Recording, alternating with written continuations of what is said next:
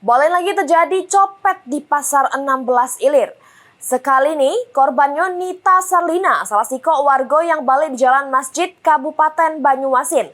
Laju kehilangan HP kesayangannya. Atas kejadian tersebut, korban direwangi emeknya, laju datangi Polrestabes Palembang bikin laporan polisi.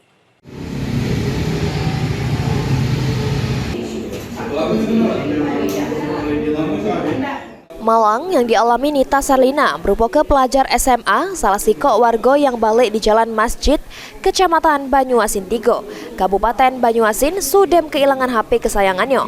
Atas kejadian tersebut, korban direwangi emeknya, laju datangi Polrestabes Palembang bikin laporan polisi.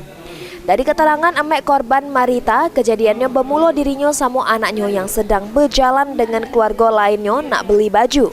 Pas di lokasi kejadian yang berada di gedung Pasar 16 Ilir, dak taunya tas emek korban sudem terbuka.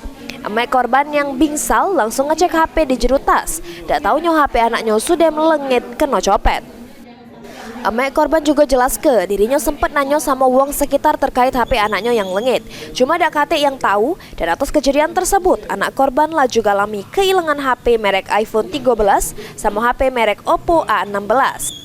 Dengan kerugian diperkirakan Rp8.600.000. Di mana bisa hilang HP itu, Bu? Kecopetan. Di mana kita copet? Di Pasar 16. Lagi apa itu, Bu? Jelas ke cerita, Bu? Lagi belanja. Terus pas kita lagi belanja tuh di mana ini? Iya. Ini tasnya hilang. Berapa kok yang hilang HP? Iya. HP siapa itu? HP anak. HP anak itu. Sempat kita tanya dak dengan wong sana tuh? Sempat bertanya di sana tuh. Di toko tuh, capo tanggapan toko. Ya, kan enggak dekat lagi ada. Ada kita curigai dak? Ada yang mepet gitu dak pas berjalan? Enggak tahu karena kami kan panik waktu itu.